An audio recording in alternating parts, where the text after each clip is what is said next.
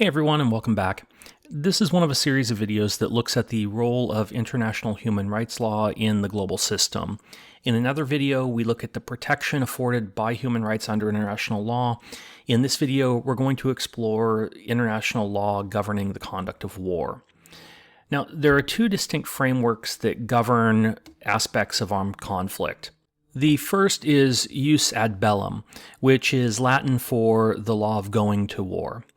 It addresses the legal justifications for the use of force in international relations and refers to the principles and rules governing the justification and legality of resorting to the use of armed force by a state. As such, it addresses issues like the right to self-defense, collective security, and humanitarian intervention. Jus ad bellum is particularly relevant before the commencement of armed conflicts, as it provides a legal framework to assess the legality of the decision to resort to war.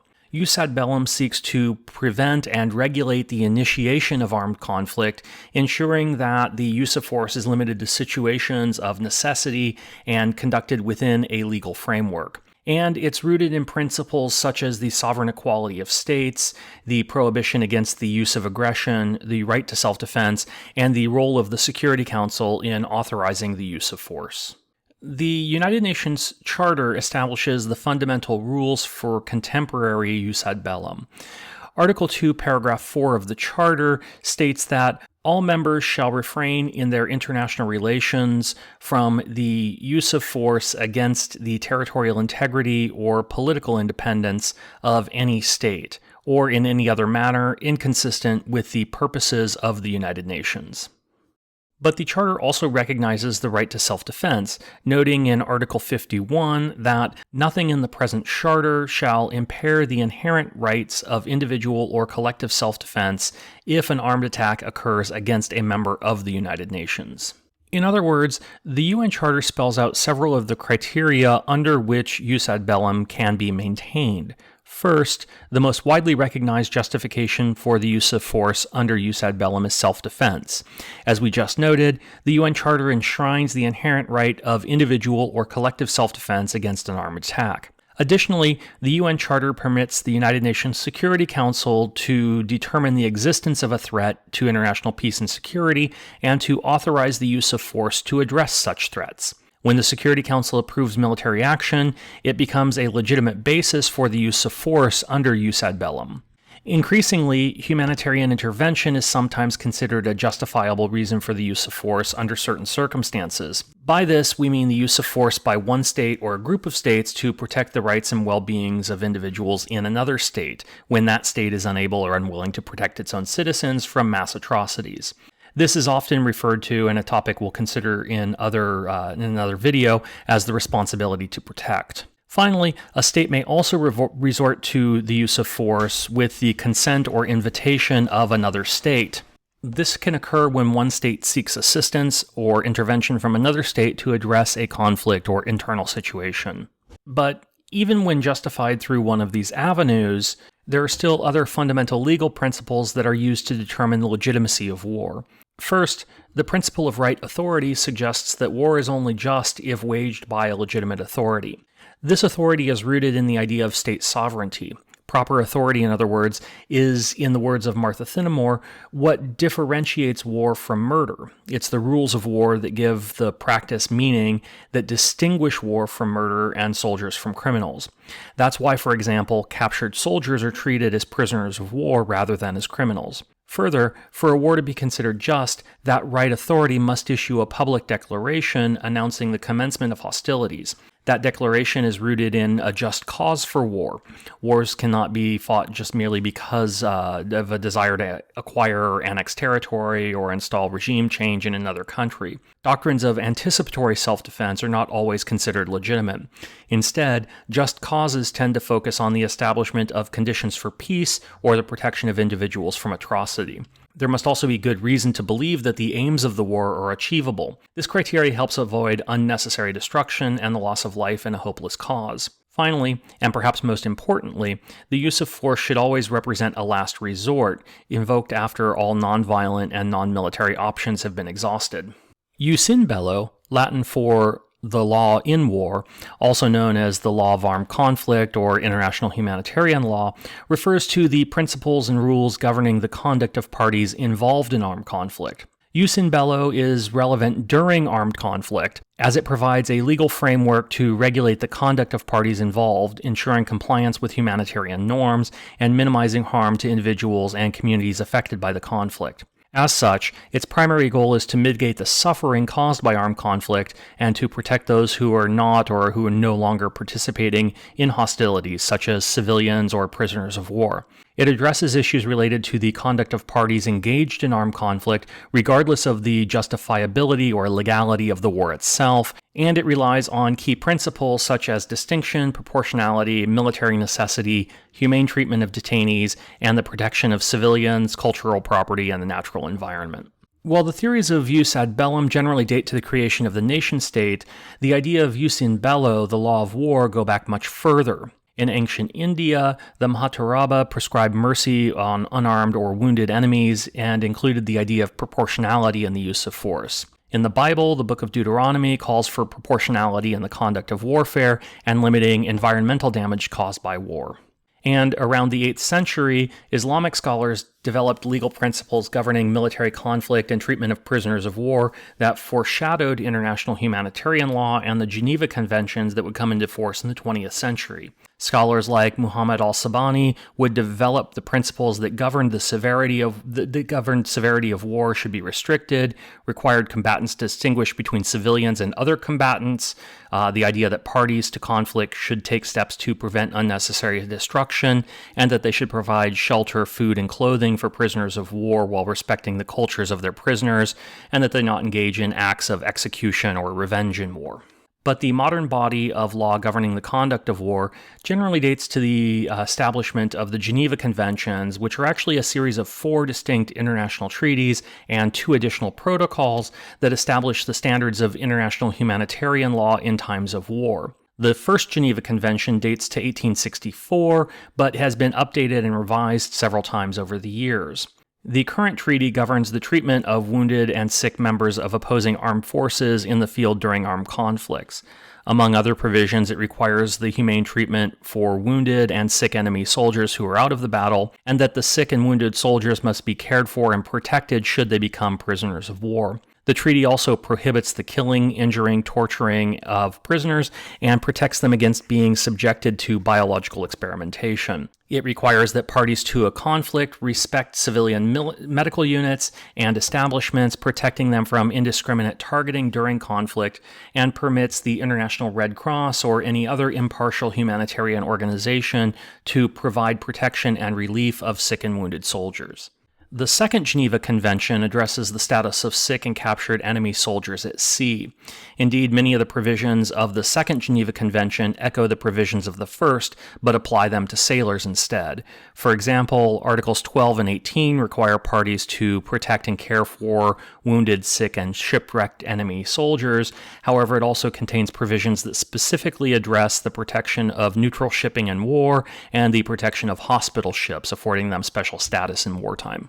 The Third Geneva Convention is arguably the one we most closely associate with the Geneva Conventions today, addressing the treatment of prisoners of war. The convention broadly defines prisoners of war to include not just traditional members of opposing armed forces, but also members of militias, organized resistance movements, civilians working in non-combat support roles with the military, merchant marine and crews of aircraft, and the inhabitants of non-occupied territories who take up arms to resist invading forces. The treaty then lays out in Part 3 the broad protections afforded prisoners of war, including protections during captivity, such as the provision that prisoners must give only basic identifying information, such as name, rank, and serial number, and that they cannot be subject to physical or mental torture or other forms of coercion or degrading treatment. The treaty also provides specific requirements for treatment during captivity, including the requirement for provision of food, clothing, and shelter, access to basic hygiene and medical care, and religious, intellectual, and physical activity. Finally, the convention also addresses the question of repatriation at the cessation of hostilities and prohibits the transfer of prisoners to third-party states. Finally, the Fourth Geneva Convention deals with the protection of civilians and non-combatants in a war zone. The key provisions of this treaty include the obligation of parties to protect civilians from violence, discrimination, displacement, and other abuses during armed conflict. The treaty also attempts to ensure that civilians are treated with humanity, dignity, and respect for their rights, including the right to life, liberty, and security of person. It specifically prohibits collective punishment, reprisals, and pillaging, and it also prohibits deportation, mass forcible transfer, or evacuation of persons regardless of motive, and obligates the occupying power to facilitate the proper working of all institutions dedicated to the care and education of children, and to help reunite children with their parents should they become separated during the conflict. The Fourth Geneva Convention prohibits the occupying power from compelling persons to serve in its armed forces or to perform work that maintains or supports them. Finally, the Convention also provides for the facilitation of the passage of humanitarian relief and supplies to civilians in need, and makes the occupying power responsible for ensuring and maintaining public health and hygiene. Two additional protocols expand and supplement the Geneva Conventions. The first protocol supplements the Geneva Convention and expands the protections of individuals in international armed conflicts, introducing additional provisions regarding the conduct of hostilities, the protection of civilians, and the rights and treatment of combatants and non-combatants. The second protocol reinforces the obligation of states to protect civilians from the effects of hostilities and prohibits acts of violence, displacement, or other abuses against civilians. It also prohibits the use of certain weapons and tactics if they cause excessive harm or have indiscriminate effects. Together, the four Geneva Conventions and the two additional protocols provide a comprehensive legal framework to protect vulnerable populations and attempt to limit the impact of armed conflict. But beyond the specific provisions and protections afforded by the Geneva Conventions, international law governing the conduct of war itself is governed by several central principles. The first is the principle of distinction, which requires that parties distinguish between combatants and civilians, as well as between military objectives and civilian objects. Under this principle, parties to a conflict must direct their attacks solely against legitimate military targets while taking precautions to minimize harm to civilians and civilian objects. For example, the principle of distinction would require an attacking force to take steps to ensure that only military forces are targeted, taking clear steps to avoid civilian deaths or unnecessary damage in civilian areas or to civilian infrastructure. The principle of proportionality requires that the anticipated military advantage gained from an attack must outweigh the expected harm to civilians and civilian objects. It requires that parties to a conflict assess the expected consequences of an attack and refrain from using excessive force that would result in disproportionate harm to civilians or civilian infrastructure. For example, proportionality would require that before conducting an airstrike on a military target located in a densely populated area, a party to the conflict would evaluate the expected military advantage gain and assess whether that justifies the potential harm to civilians or civilian infrastructure. It also requires that parties take steps to limit collateral damage, for example, by using precise targeting and munitions to minimize civilian casualties rather than indiscriminately shelling civilian areas. Both principles, distinction and proportionality, work together to ensure that parties engaged in armed conflict conduct themselves in a manner that respects humanitarian norms, minimizes harm to civilians, and avoids unnecessary destruction.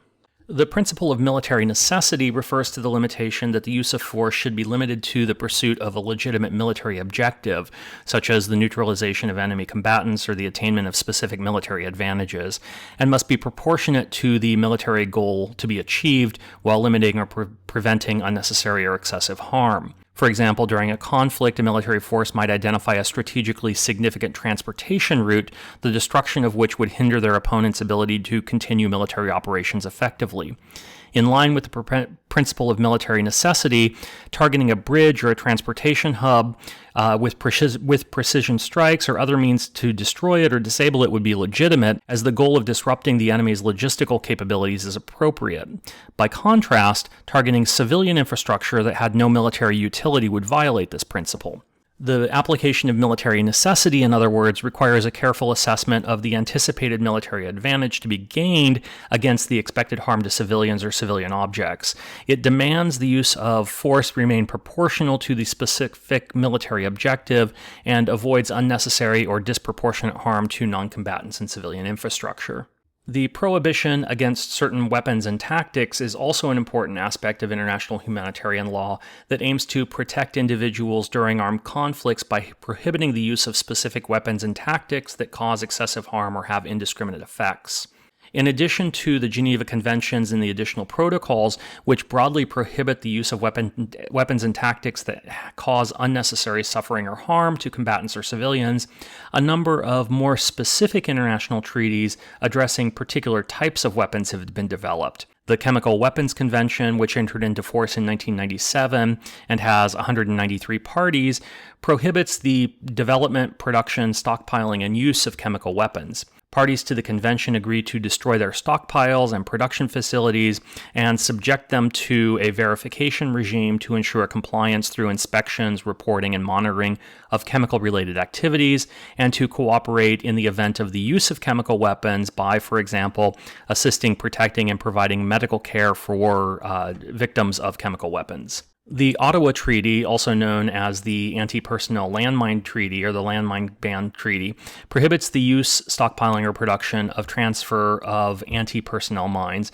and obligates parties to destroy existing stockpiles and clear mined areas. It emphasizes the importance of victim assistance programs and mine clearance efforts to address humanitarian conflicts of landmines, and has contributed to the development of a strong norm against the use of anti-personnel landmines, leading to a significant reduction in their use. That said, the Ottawa Treaty has not reached the level of adoption as the Chemical Weapons Convention, having just 164 parties and notably missing the United States, Russia, China, and India, some of the world's largest producers of landmines. Adopted in 1972, the Biological Weapons Convention prohibits the development, production, and stockpiling of biological weapons, and the Convention on Cluster Munitions, established in 2008, bans the use, production, transfer, or stockpiling of cluster munitions due to their indiscriminate effects and their impact on civilians. These treaties, along with other international legal instruments, form a comprehensive framework for the prohibition of certain weapons and tactics that cause excessive harm or have indiscriminate effects.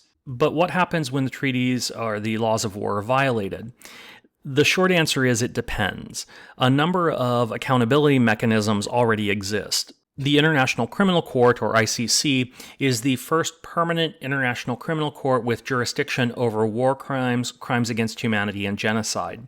It prosecutes individuals responsible for the most serious crimes of concern to the international community. Sometimes, international and hybrid tribunals are established on a case-by-case basis to address specific conflicts or situations. Examples of such tribunals include the International Criminal Tribunal for the former Yugoslavia and the International Criminal Tribunal for Rwanda.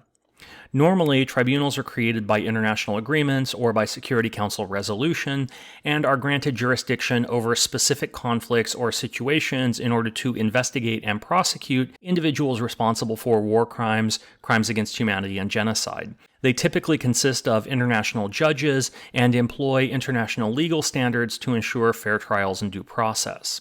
But violations of humanitarian law can also be prosecuted at the national level, with states exercising jurisdiction over crimes committed within their territories or by their nationals, prosecuting individuals in national courts. When that fails, the principle of universal jurisdiction allows states to prosecute individuals for certain crimes, sometimes called grave breaches, regardless of their nationality or the location of the crime. This happened, for example, when Chilean dictator Augusto Pinochet was arrested in London in 1998 and tried in Spain for human rights violations committed during his reign in Chile in the 1970s and 80s. For the international community, holding individuals responsible, particularly when they commit grave breaches of international law, is important for several reasons. First, accountability acts as a deterrent, sending messages that serious violations of international humanitarian law will not go unpunished, and discouraging potential perpetrators from committing such crimes. Accountability also provides justice for victims and contributes to their healing process. It acknowledges their suffering, upholds their rights, and helps to prevent a culture of impunity. Accountability also reinforces the principle of the rule of law, ensuring that individuals responsible for grave breaches of international humanitarian law are held accountable, promoting respect for legal standards and protecting the integrity of the international legal system. And finally, accountability efforts, including trials and truth commissions, can contribute to reconciliation and sustainable peace by addressing past grievances and promoting a sense of justice and accountability within affected communities. The contemporary legal system of international humanitarian law is currently being challenged by changes in the international order as well as by emerging technologies. The increasing number of asymmetric conflict and the growing role of non-state actors in international relations raise questions about the legal obligations of states and other actors. Emerging technologies, including drones, artificial intelligence, and autonomous weapon systems, are changing the nature of warfare and raising questions about the protections afforded under international law. And evolving norms, particularly around cultural preservation and environmental protection in war zones, are shifting existing legal frameworks in new directions. But those are all topics for different videos. Thanks for watching, everyone. Please leave any questions you have in the comments section below, and I'll see you later. Bye.